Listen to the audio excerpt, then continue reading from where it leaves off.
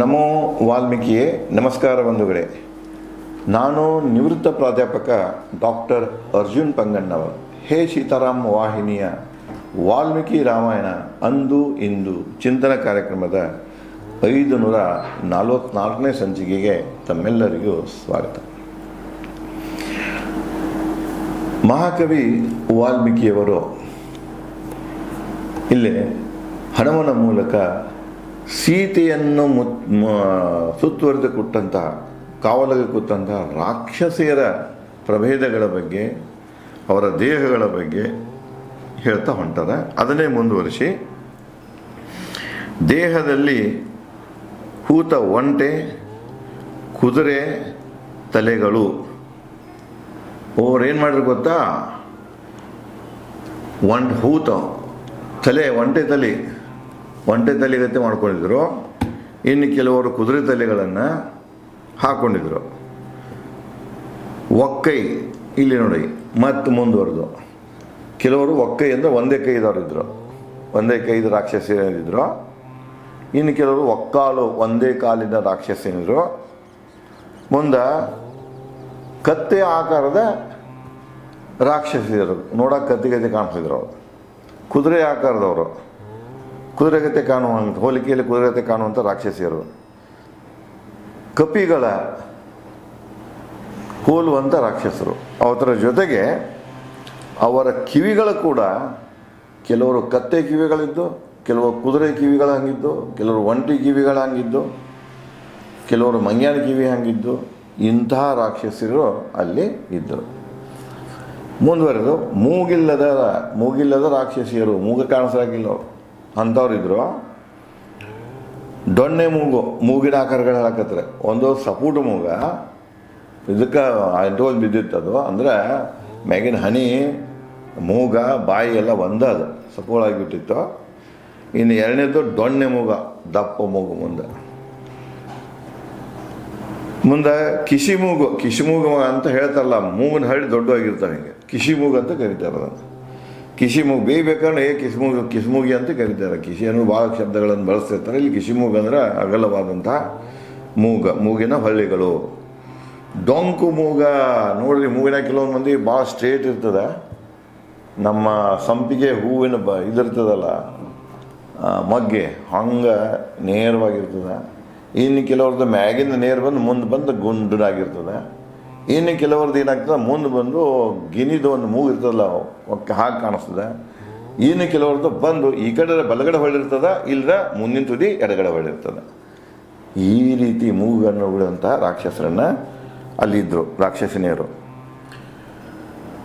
ಕಿಶಿ ಮೂಗು, ಡೊಂಕ ಮೂಗು, ಗಜಮೂಗು. ಇನ್ನು ಕೆಲವರು ಮೂಗು ಹೆಂಗಿದ್ದು ಅಂದ್ರೆ ಆಣೆ ಮೂಗಿದ್ದಂಗಿದ್ದು, ಉದ್ದ ಬೀಳುವಂಥವು ನೋಡ್ತಿರ್ಬೇಕು ನೀವು. ಇಲ್ಲಿ ಎಲ್ಲ ಸಿಗ್ತೀವಿ ಈ ಕರ್ನಾಟಕದಾಗೂ.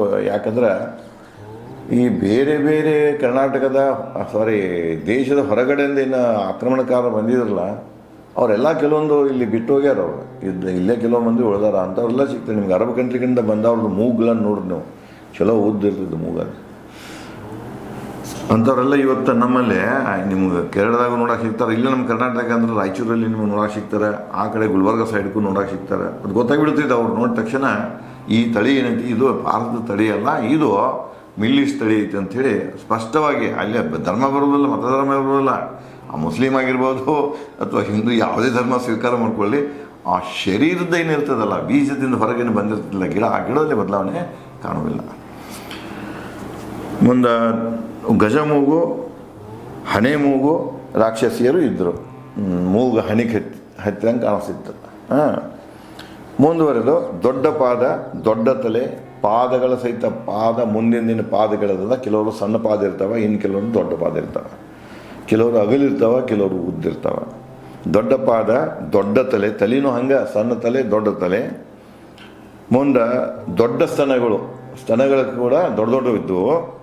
ದೊಡ್ಡ ಹೊಟ್ಟೆ, ಡೊಳ್ಳು ಹೊತ್ತಿಗತ್ತೆ ಹೋಗಿತ್ತದು. ದೊಡ್ಡ ಕಿವಿಗಳಿದ್ದು ಮರದಗತ್ತೆ. ದೊಡ್ಡ ಕಣ್ಣುಗಳು, ಉದ್ದ ನಾಲಿಗೆ, ಉದ್ದ ಉಗುರುಗಳ ರಾಕ್ಷಸಿಯರು ಅಲ್ಲಿದ್ದರು. ಮುಂದುವರೆದು ದೊಡ್ಡ ಹಲ್ಲು, ಹೊಗೆ ವರ್ಣ, ಹಲ್ಲು ದೊಡ್ಡ ಇದ್ದು ಅವರು ಆಗ. ಹೊಗೆ ವರ್ಣ, ಈ ಹೊಗೆದ ಬಣ್ಣ ಹೆಂಗಿರ್ತದಲ್ಲ, ಬೆಳೆದ ಆ ವರ್ಣದ ಕೂದಲುಗಳು, ಬಿಳಿ ಕೂದಲುಗಳಿದ್ದವರು, ಹೊಗೆ ವರ್ಣದ ಕೂದಲುಗಳು. ನೋಡೋಕೆ ಭಯಾನಕ ಮುಖ, ನೋಡಿದ ಕೂಡಲೇ ಹೆದರಿಕೆ ಬರ್ತದೆ ಅಂಥ ಮುಖಗಳು. ಮಾಂಸ ಭಕ್ಷಿಸುವ ಅಲ್ಲಿಯೂ ಎರಡು ಮನೆ ಕೆಲವೊಂದು ಮಂದಿ ಮಾಂಸ ಭಕ್ಷಿಸ್ತಿದ್ರು, ಕೆಲವೊಂದು ಭಕ್ಷಿಸ್ತಿದ್ದಿಲ್ಲ. ಅದು ಅವ್ರ ವೈಯಕ್ತಿಕ ಚಾಯ್ಸ್ ಇತ್ತು. ಅದು ಅಲ್ಲೇನು ಆಹಾರ ಪದ್ಧತಿಯಲ್ಲಿ ಹೇಳಿಲ್ಲ ನಿಮಗೆ ಯಾರಿಗೆ ಯಾವುದು ಸರಿ ಅನಿಸುತ್ತೆ ಅಂತ ತಿಂದಿದ್ರು. ಇಲ್ಲಿ ಮಾಂಸ ಭಕ್ಷಿಸುವಂಥ ರಾಕ್ಷಸನಿಯರು ಇದರಲ್ಲಿ, ತಿನ್ನದೇ ಇದ್ದವರು ಇದರಲ್ಲಿ. ಮನುಷ್ಯರಲ್ಲಿನೂ ಹಾಗೆ ತಿನ್ನೋರು ಅದಾರ, ತಿನ್ನದೇ ಇದ್ದವರು ಅದಾರ, ಇನ್ನು ತುಳುಗಲೆ ತಿನ್ನೋರು ಅದಾರ. ಮುಂದೆ ಮದ್ಯ ಕುಡಿಯುವ ರಾಕ್ಷಸಿ, ಮದ್ಯ ಆಗೇನು ಸುರ ಸಿಗ್ತಿತ್ತಲ್ಲ ಕುಡಿಯುವಂಥ ರಾಕ್ಷಸಿಯರಿದ್ದರು. ಮನುಷ್ಯರಲ್ಲಿ ಇದ್ದಾರೆ, ಗಂಡಸರು ಕುಡಿತಾರೆ, ಹೆಂಗಸರು ಕುಡಿತಾರೆ. ಇದೇನು ವಿಶೇಷತೆ ಅಲ್ಲ, ಇದು ಮೊದಲಿಂದನೇ ಬಂದಿದ್ದು. ಅವರವರ ಟೇಸ್ಟ್ ಪ್ರಕಾರ ಅವರು ಬರ್ತಿದೆ. ಅದು ಇನ್ನು ಕೆಲವೊಂದು ಬಿಟ್ಟು ಬಿಡ್ತಾರೆ. ಇನ್ನು ಕೆಲವು ಮಂದಿ ಮೊದಲು ಸಾಮಾಜಿಕ ಒಂದು ವ್ಯವಸ್ಥೆಯಲ್ಲಿ ಸಾಮಾನ್ಯವಾಗಿ ಹೆಣ್ಮಕ್ಳು ಮದ್ಯ ಸೇವನೆ ಮಾಡೋದು ಸರಿಯಲ್ಲ ಅಂತಿದ್ರು. ಆದರೆ ತ್ರೇತಾಯುಗದಲ್ಲಿ ಸತ್ಯುಗದಾಗ ನೋಡಬೇಕಾದ್ರೆ ಸಾಮಾನ್ಯ ಕಾಮನ್ ಇದ್ದವು ಎಲ್ಲರೂ. ಅದು ಯಾಕಿತ್ತಂದ್ರೆ ಈಗಿನ ಶರೀರಗತಿ ಇರಾಕಿಲ್ಲ. ಅವ್ರು ಏನು ಮಾಡ್ತಿದ್ರು ಅಂದ್ರೆ ಹಣ್ಣುಗಳಿಂದ, ಹಣ್ಣಿನ ರಸದಿಂದ ತೆಗಿತಿದ್ರು. ಅದು ಆರೋಗ್ಯಕ್ಕೆ ಚಲೋ ಇತ್ತು. ಒಂದು ಜೇನಿನ ಹಣ್ಣಿನಿಂದ ತೆಗಿತಾರೆ, ಈಗಿನಂತೆ ರಾಸಾಯನಿಕದಿಂದ ತೆಗೆದಲ್ಲ. ಅದಕ್ಕೆ ಅವರೆಲ್ಲರೂ ಕುಡಿತಿದ್ರಲ್ಲಿ, ಈಗಿನೂ ಇಲ್ಲ. ಅದಕ್ಕೆ ನಡುವೇನಾಯ್ತಂದ್ರೆ ಈ ಎಲ್ಲ ಬೇರೆ ಬೇರೆ ಕಲಬೆರಕೆ ಈ ಮದ್ಯಪಾನಗಳೇನು ಹುಟ್ಟಾಕತ್ತಿಲ್ಲ, ಅವೆಲ್ಲ ಏನು ಅವಾಂತರಗಳನ್ನು ಸೃಷ್ಟಿ ಮಾಡೋಕ್ಕಾಯ್ತು, ಅನಾಹುತಗಳನ್ನು ಮಾಡೋಕ್ಕಾಗ್ತಿಲ್ಲ. ಬಿಟ್ಟಿದ್ರೆ ಮಂದಿ ಕಳ್ಳ ಬಿಟ್ಟು ಸರಿ ಅಂದ್ಕೂಲೆ ಮತ್ತು ಅವ್ರು ಏನು ಹಾಕಿ ಏನು ತೆಗಿತಾರೆ ಗೊತ್ತಾಗೋಲ್ಲ. ಕುಡಿದು ಎಷ್ಟೋ ಸತ್ತುವಂಥ ಇತಿಹಾಸಗಳನ್ನು ಸೃಷ್ಟಿಯಾಗ್ಯಾವ, ಇತಿಹಾಸ ಪುಟಗಳನ್ನು ಸೇರಿದಂಥ ಘಟನೆಗಳಿದಾವೆ. ಅದಕ್ಕೆ ಏನು ಮಾಡೋದು, ಅದು ಹೋಗಿಬಿಟ್ಟಿತ್ತು.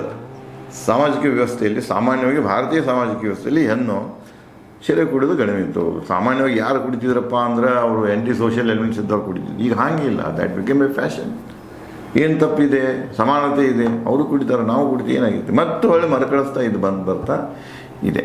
ಅಲ್ಲಿ ಕೂಡ ರಾಕ್ಷಸರಲ್ಲಿ ಏನಿದ್ರಂದ್ರೆ ಈ ಮದ್ಯಪಾನ ಮಾಡುವಂಥ ರಾಕ್ಷಸರು ಇದ್ರು. ಮುಂದೆ ಮಾಂಸ ರಕ್ತಲೇಪಿತ ದೇಹ. ಏನು ಕೆಲವೊಂದು ಮಂದಿದ ದೇಹ ಹೇಗಿತ್ತಪ್ಪ ಅಂದ್ರೆ ಮಾಂಸ ತಿನ್ನೋ ಕಾಲಕ್ಕೆ ಯಾವುದರ ಒಂದು ಭೇಟಿಯಾಡಿ ನೇರವಾಗಿ ಹಸಿ ಮಾಂಸ ತಿನ್ನೋ ಕಾಲಕ್ಕೆ ರಕ್ತ ಸೋರಿರ್ತದಲ್ಲ. ಈಗ ಮಾವಿನ ಹಣ್ಣು ತಿನ್ನೋ ಕಾಲಕ್ಕೆ ನೋಡ್ರಿ ನೀವು ಸಿಸ್ಟಮೇಟಾಗಿ ಮಾವಿನ ಹಣ್ಣು ತಿಂದ್ರೆ ಅಂದ್ರೆ ನಿಮ್ಮ ಮೈಗೆ ಮತ್ತು ಈಗ ಶರೀರ ಇದ್ರ ಮ್ಯಾಗದು ಬರೀ ಬಟ್ಟೆ ಮ್ಯಾಗದು ಆ ಥರದ್ದು ರಸ ಬೀಳೋದಿಲ್ಲ.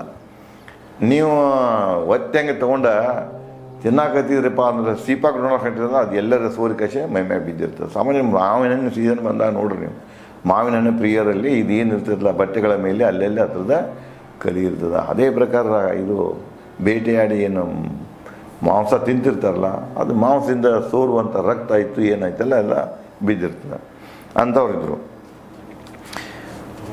ನಿಗರಿದ ಕೂದಲುಗಳ ಕೆಲವೊಂದು ತಣ್ಣಗಾಗಿ ಬೀಳ್ತಾವೆ. ಕೂದಲಲ್ಲಿ ವ್ಯತ್ಯಾಸ ಇದೆ. ಆ ಕೂದಲ ಮ್ಯಾಗಿನ ಪ್ರಭೇದಗಳನ್ನು ಮಾಡ್ತೇವೆ ನಾವು. ಈಗ ಆಮೇಲೆ ನೀವು ಆಫ್ರಿಕಾಕ್ಕೆ ಹೋಗಿಬಿಟ್ರೆ ಭಾಳ ಹೊರಟು ಕೂದಲು ಗುಂಗುರು ಕೂದಲು ಅವರು. ಇನ್ನು ಬೇರೆ ಕಡೆ ಬಂದ್ರೆ ಸಪೋರ್ಟ್ ಇರ್ತಾವೆ, ಭಾಳ ಮೆದು ಇರ್ತಾವೆ. ಇನ್ನು ಕೆಲವು ಮಧ್ಯ ಇರ್ತದೆ, ಉದ್ದ ಬೆಳಿತಿರ್ತಾವೆ, ಗುಂಗುರು ಬರ್ತಿರ್ತಾವೆ. ಕೂದಲಾಗೂ ಒಂದೇ ಪ್ರಕಾರ ಇಲ್ಲ, ಬೇರೆ ಬೇರೆ ಪ್ರಕಾರ ಇದೆ. ಇಲ್ಲಿ ಅಂತಹ ಬೇರೆ ಬೇರೆ ಪ್ರಕಾರದ ಕೂದಲ ಹೊಂದಿದಂಥ ರಾಕ್ಷಸರಿದ್ದರು. ಮುಂದೆ ಭಯಾನಕ ಮುಖ ಆಯಿತಾ. ನಿಗರದ ಕೂದಲಿದ್ದು ಅಗಲ ಟೊಂಕಗೆ ಬಂತೀಗ ನಡಕ್ಕೆ. ಇನ್ನು ಕೆಲವು ಮಂದಿ ಸಣ್ಣ ಟೊಂಕ ಇರ್ತದೆ, ಇನ್ನು ಕೆಲವು ಮಂದಿ ದಪ್ಪ ಟೊಂಕ ಇರ್ತದೆ. ನಡ ಸಣ್ಣ ನಡ, ದೊಡ್ಡ ನಡ. ಇಲ್ಲಿ ಒಂದು ವಿಷಯ ಹೇಳ್ತೇನೆ ನಿಮಗೆ, ಬಹುತೇಕ ಇಲ್ಲಿ ಬಂದು ಹೋಗಿದೆ ಇದರಲ್ಲಿ ಯಾವುದೋ ಸುಂದರಕಾಂಡದಲ್ಲಿ. ಹನುಮಾನ ಸೀತೆಯನ್ನು ಹುಡುಕ್ತಾ ರಾವಣ ಅರಮನೆಯಲ್ಲಿ ಹೋದಾಗ ಅಲ್ಲಿ ಕೆಲವೊಂದು ಉಲ್ಲೇಖ ಬರ್ತದೆ. ಏನು ಬರ್ತದೆ ಅಂದ್ರೆ ರಾವಣಿಗೆ ಅತಿ ಪ್ರಿಯವಾದಂಥ ಹೆಣ್ಣು ಯಾವುದಂದ್ರೆ ಬಡಕಲ ಅಂದ್ರೆ ಸಣ್ಣ ಟೊಂಕದ ಹೆಣ್ಣು. ಕಾಲದು ಬರ್ತದೆ, ಕಾಲದಲ್ಲಿ ಯಾರ ಪಾದದ ಮೇಲಿನ ಇದಿರ್ತದಲ್ಲ ಅದು ಸಣ್ಣದಿರಬೇಕು. ಆ ಕಾಲು ಮತ್ತು ಯಾರ್ದು ನಡ ಸಣ್ಣ ಇತ್ತಲ್ಲ ಅಂಥವ್ರು ನಾವು ಭಾಳ ಪ್ರೀತಿ ಮಾಡ್ತಿದ್ದ ರಾವಣ. ಇವತ್ತು ನೀವು ಸಾಮಾನ್ಯವಾಗಿ ಈ ಕಡೆ ನೀವು ಯಾವುದಂದ್ರೆ ವಿಯೆಟ್ನಾಂ ಆಯಿತು, ಚೈನಾ ಆಯಿತು, ಈ ಕಡೆ ನೋಡ್ರಿ ನೀವು ಅಲ್ಲಿ ಒಂದು ಸೋಷಿಯಲ್ ಪ್ರಾಕ್ಟೀಸ್ ಇದೆ ಹೆಣ್ಮಕ್ಳದು. ಪಾದ ಇದೇನಿದೆ ಕೆಳಗಿನ ಕಾಲದ ಪಾದದ ಮೇಗಿನ ಹಾಗೇನಿದೆ ಕಾಲದ ಅದು ದಪ್ಪ ಆಗಬಾರ್ದು ಅಂತ ಬಟ್ಟೆ ಕಟ್ತಾರೆ. ಮತ್ತು ಕೆಲವೊಂದು ಇವನು ಹಾಕ್ತಾರಲ್ಲಿ, ಅಂದ್ರೆ ಅದು ಸಣ್ಣಾಗಿ ಉಳಿದಿರ್ಬೇಕಂತ, ಭಾಳ ಗ್ರೋತ್ ಆಗಿರ್ಬಾರ್ದು. ಯಾಕಂದ್ರೆ ಯಾರ್ದ ಪಾದದ ಮ್ಯಾಗಿಂದ ಇದು ಸಣ್ಣ ಇರ್ತದೆ ಕಾಲ, ಅವ್ರು ಭಾಳ ಚಂದ ಇರ್ತಾರೆ ಅನ್ನೋ ಹಂಗೆ ಅವ್ರದ್ದೊಂದು ಇದದು. ಯಾರೋ ಹೇಳಿರ್ತಾರೆ, ಇನ್ನು ಯಾರ ಕಡೆಯಿಂದ ಕೇಳಿರ್ತಾರೆ, ಅಥವಾ ಅವರಲ್ಲಿ ಭ್ರಮೆನೂ ಇರ್ತದೆ. ಆಗ ಸೌಂದರ್ಯದ ಯಾರು ಪ್ರಿಯರು ಇರ್ತಾರೋ ಅವರೆಲ್ಲ ಇಂಥವುಗಳನ್ನು ಪಾಲಿಸ್ತಿರ್ತಾರೆ, ಪ್ರಾಕ್ಟೀಸು ಮಾಡ್ತಿರ್ತಾರೆ. ಮುಂದೆ ಭಯಾನಕ ಮುಖ ಮಾಂಸ ಭಕ್ಷಿಸುವ ಮದ್ಯ ಕುಡಿಯುವ ರಾಕ್ಷಸರಾತ್ರು. ಮುಂದುವರೆದು ಇವರು ಅಗಲ ಟೊಂಕದ ಅಳತೆಗೊಳಗೆ ಸಣ್ಣ ಟೊಂಕ ದೊಡ್ಡ ಟೊಂಕ ಇಂಥ ಮಂದಿ ರಾಕ್ಷಸಿಯರು ಸೀತೆಯನ್ನು ಸುತ್ತುವರೆದಿದ್ದರು. ಕಂಡ ಹನುಮ ಕುಳಿತ ಚಿಂತಾಕ್ರಾಂತ ಸೀತೆಯನ್ನು ವೃಕ್ಷಬುಡದಲ್ಲಿ ರಾಕ್ಷಸಿಯರ ಮಧ್ಯೆ, ಈ ಎಲ್ಲ ರಾಕ್ಷಸರು ವರ್ಣನೆ ಮಾಡ್ಕೋತ ಬಂದ ಈಗ ನೇರವಾಗಿ ಸೀತೆಯ ಸ್ಥಿತಿಗತಿಗೆ ಬರ್ತಾನೆ. ಗಿಡ ಇರ್ತದ, ದೊಡ್ಡ ಗಿಡ ಇರ್ತದ, ಅದೇ ಇತರ ಗಿಡ, ಅದು ಅಶೋಕ ವೃಕ್ಷದ ಗಿಡ ಇರ್ತದೆ. ಅದರ ಕೆಳಗಡೆಗೆ ಸೀತೆ ಕೂತಿರ್ತಾಳೆ. ಸೀತೆ ಚಿಂತಾಕ್ರಾಂತವಾಗಿ ಕೂತಿರ್ತಾಳೆ, ಧ್ಯಾನದಲ್ಲಿ, ಗನ್ನಡ ಜ್ಞಾನದಲ್ಲಿ, ಚಿಂತೆಯಲ್ಲಿ, ದುಃಖದಲ್ಲಿ ಮುಳುಗಿ ಜೋಲು ಮುಖ ಹಾಕೊಂಡು ಸಣ್ಣ ಮುಖ ಮಾಡಿಕೊಂಡು ಚಿಂತೆಯಲ್ಲಿ ಕೂತಿರ್ತಾಳೆ. ಅಕ್ಕಿ ರಕ್ಷಣೆಗಾಗಿ ಅಕ್ಕಿಯ ಸುತ್ತಮುತ್ತ ರಾಕ್ಷಸಿಯರು ಕೂತಿರ್ತಾರೆ. ಮಾಸಿದ ಕೂದಲು ಮತ್ತು ಪುನಃ ಇಲ್ಲಿ ಕೆಲವೊಂದು ಕಡೆ ರಿಪೀಟ್ ಆಗಿವೆ. ಯಾವಂದರೆ ಶ್ಲೋಕಗಳು ಹಿಂದೆ ಹೇಳೇನ ಅಲ್ಲಿ ಸಂಶಯ ಮಾಡೋ ಕಾಲಕ್ಕೂ ಅವಳ ಯಾವ ಬಟ್ಟೆಗಳನ್ನು ಧರಿಸಿದ್ರು, ಹೇಗಿದ್ರು, ಅಲ್ಲಿ ಅಫಿಯರೆನ್ಸ್ ಬಗ್ಗೆ ಕೊಟ್ಟದ್ದದ. ಇಲ್ಲಿ ರಿಪೀಟ್ ಆಗ್ತದೆ. ಏನಂದರೆ ಮಾಸಿದ ಕೂದಲು ಬಾಚಣಿಕೆಯನ್ನು ಮಾಡಿದ್ದಲ್ಲ. ಸಿಸ್ಟಮೆಟಿಕ್ಕಾಗಿ ಹೆಣ್ಮಕ್ಳು ಏನು ಮಾಡ್ತಾರೆ, ಕೆಲವೊಂದು ಎಣ್ಣೆ ಇದು ಮಾಡ್ಕೊಂಡು ಸ್ನಾನ ಮಾಡ್ತಾರೆ. ಇನ್ನು ಕೆಲವೊಂದು ಮಂದಿ ಇವನ್ನ ಉಪಯೋಗ ಮಾಡ್ತಾರೆ, ಯಾವುದು ಕಡಲೆಕಾಳದ ಹಿಟ್ಟು ಮಾಡಿರ್ತಾರೆ. ಅಂದರೆ ಸೌಂದರ್ಯವರ್ಧಕ ಮತ್ತು ಸ್ಮೂತ್ ಆಗಬೇಕು, ಉದ್ದು ಬೀಳಬೇಕಂತೇಳಿ ಏನೇನು ಆಯುರ್ವೇದದಾಗ ಯಾವ ಗಿಡ ಬಳಿಗ ಮೂಲಿಕೆಗಳ ಬಗ್ಗೆ, ಎಣ್ಣೆ ಬಗ್ಗೆ ಗೊತ್ತಿರ್ತದಲ್ಲ, ಅವ್ರಿಗೆ ಜ್ಞಾನ ಇರ್ತದಲ್ಲ, ಅವನ್ನೆಲ್ಲ ಬಳಸ್ತಿರ್ತಾರೆ ಅವರು. ಅವು ಬಳಸಿ ನೀವು ಬಾಚಿದಾಗ ಕೂದಲು ಭಾಳ ಸ್ಮೂತಾಗಿರ್ತದೆ. ಸಿಸ್ಟಮೆಟಿಕ್ಕಾಗಿ ಹೆಣ್ಮಕ್ಳು ನೋಡ್ರಿ, ತಾವು ಚೆಂದ ಕಾಣಿಸ್ಬೇಕಾಗಿತ್ತು, ಇರಬೇಕಾಗಿತ್ತು. ಅದು ಹೆಣ್ಣಂದರೆ ಮೊದಲೇದೇನೆಂದರೆ ಅವಳು ತಲೆ ಕೂದಲಿನಿರ್ತದೆ ಚೆನ್ನಾಗಿ ಬಾಚಿಕೊಂಡಿರ್ಬೇಕಂತ ಹೇಳ್ತಾರೆ. ಮುಂದೆ ಇಲ್ಲಿ ಶೀತದ ಹಾಕಿರಾಕಿಲ್ಲ. ಕೆದರಿದ ಕೂದಲುಗಳು, ಮಾಸಿದ ಕೂದಲು, ಎಂದು ಜಳಕ ಮಾಡಿಗಳು, ಏನು ಮಾಡಿ ಒಟ್ಟು ಗಂಡನ ಸಿಗಿದ್ರಾಗಿದ್ದಳು ಅವಳು. ಹೀಗಾಗಿ ಕೂದಲು ಅಸ್ತವ್ಯಸ್ತಿದ್ದು ದುಃಖ ಪೀಡಿತ ಸೀತೆ ಕಂಡಳು ಭೂಮಿಗೆ ಬಿದ್ದ ನಕ್ಷತ್ರ ಅಂತ. ಮತ್ತು ಇಲ್ಲಿ ಅಲಂಕಾರ ಬಂತು, ಯಾವುದು ಉಪಮಾಲಂಕಾರದ. ಇಲ್ಲಿ ಸೀತೆಯೇ ಅದಕ್ಕೆ ಹೋಲಿಸ್ತಾನಪ್ಪ ಅಂದ್ರೆ ಭೂಮಿಗೆ ಬಿದ್ದ ನಕ್ಷತ್ರ ಅಂದ್ರೆ ಉಲ್ಕೆಯಂತೆ. ಉಲ್ಕೆ ಬಂದ ಭೂಮಿಯಾಗ ಬಿತ್ತು, ತನ್ನ ಮೂಲ ಆಕಾರದಲ್ಲಿ ಇರೋದಿಲ್ಲ, ಸುಟ್ಟು ಹೋಗಿರ್ತದೆ, ಕಪ್ಪಾಗಿರ್ತದೆ. ಆ ರೀತಿಯಾಗಿ ರಾವಣನ ಇದರಲ್ಲಿ ಏನು ಸೀತೆ ಕಾಣಿಸ್ತಾರಂದ್ರೆ ಎಲ್ಲ ಅಸ್ತವ್ಯಸ್ತವಾಗಿ ಬಿದ್ದಂತಹ ಒಂದು ಉಲ್ಕೆಗತೆ, ಒಂದು ನಕ್ಷತ್ರಗತೆ ಸೀತೆಯ ಹನುಮನಿಗೆ ಕಾಣ್ತಾನೆ. ಮುಂದೆ ಇದೇ ರೀತಿಯಾಗಿ ಸೀತೆಯ ಇನ್ನೇನು ವರ್ಣನೆ ಮಾಡ್ತಾನೆ. ಮತ್ತು ಸೀತೆನ ಯಾವಾಗ ಭೇಟಿ ಆಗಲಿಕ್ಕೆ ಪ್ರಯತ್ನ ಮಾಡ್ತಾನೆ, ಮತ್ತು ಈ ಮಧ್ಯದಲ್ಲಿ ಏನಾದರೂ ಘಟನೆಗಳು ಆಗ್ತಾವೇನೋ, ಮತ್ಯಾವ ಪ್ರಸಂಗಗಳು ಬಂದು ಒದಗ್ತಾವೇನೋ ಅನ್ನೋದನ್ನು ನಾನು ತಮಗೆ ಮುಂದಿನ ಸಂಚಿಕೆಯಲ್ಲಿ ಹಂಚಿಕೊಳ್ಳುತ್ತೇನೆ. ಧನ್ಯವಾದಗಳು.